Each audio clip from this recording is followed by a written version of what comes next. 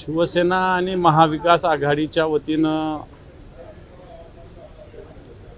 मी उमेदवारी अर्ज भरलेला आहे।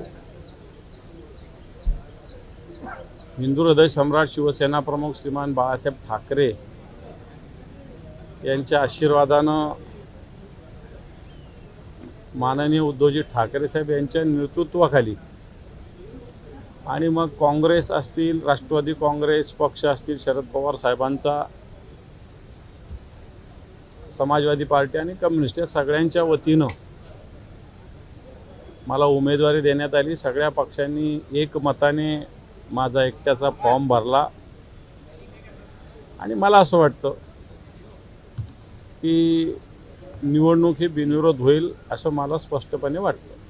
काँग्रेस कुठेतरी नाराजी होती सर, तुम्ही पण गेला होता, त्यांच्याशी चर्चा केली, काय नेमकं काँग्रेसचं म्हणणं होतं? नाराजी वगैरे नाही, कोणताही राजकीय पक्ष असो, कारण आमचा अलायन्स आहे, आमची आघाडी आहे आणि या आघाडीमध्ये काही गोष्टीची स्पष्टता येणं आवश्यकता आहे। अशा पद्धतीनं काँग्रेसची भूमिका होती आहे आणि त्या संदर्भात माननीय उद्धवजी ठाकरे साहेब,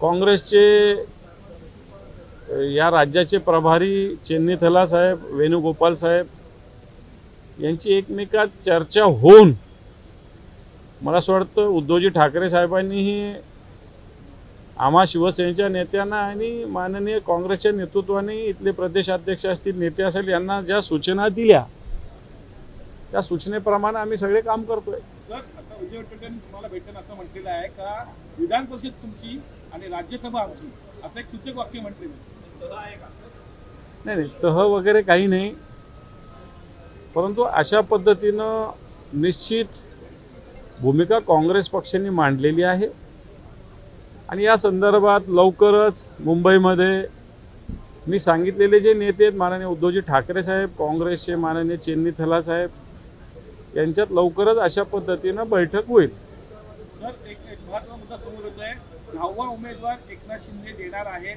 त्यामुळे उद्धव ठाकरेंनी माघार घेतली असे थेट ते म्हणतात। मला वाटतं मी आता राजकीयाच्यात बोलत नाही, मी उमेदवारी अर्ज भरलेला आहे महाविकास आघाडी, एवढंच मला माहिती आहे। काय त्यांनी थेट म्हटलेलं आहे का आम्ही फक्त एक एसपी दिली तर घाबरली उभाटे, थेट असं त्यांचं म्हणणं आहे सर। मला असं वाटतं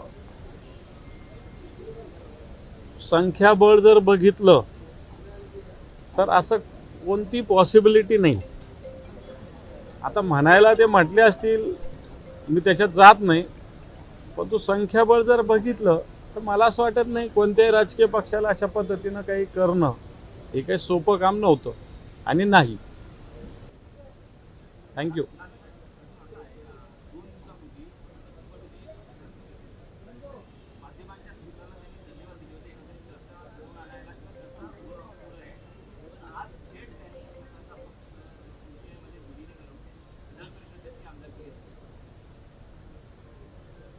हे पहा, जो तो ज्याचा त्याचा प्रश्न आहे, असंच मला असं वाटतं मागच्या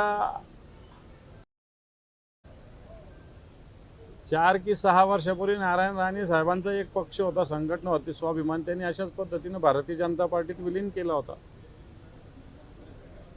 तशाच पद्धतीनं बच्चू कडू साहेबांनी केलं असेल। बच्चू कडू एक लढाऊ कार्यकर्ते, नेते, एवढं तर मानलं पाहिजे।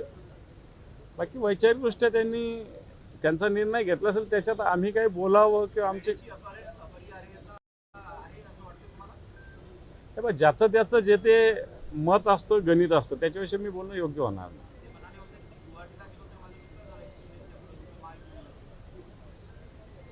पण राजकारणात रोज काय पावलोपावली, मिनिटाला सगळे गणित बदलत असतात। त्याच्यामुळं गुवाहाटीला आता 4 वर्ष होत आलेले, त्याच्यामुळे त्यांनी सांगितलं होतं त्यावेळेस मी देवेंद्रजीच्या सांगण्याहून गेलो, आज ते शिंदे साहेबांच्या सांगण्याहून त्यांनी पक्षच विलीन केला। मला तर त्यांची भूमिका आहे।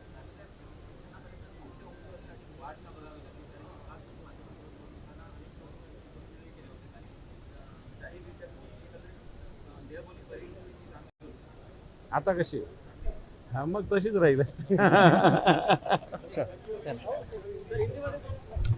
अरे यार हिंदी फार हार्ड जाईल।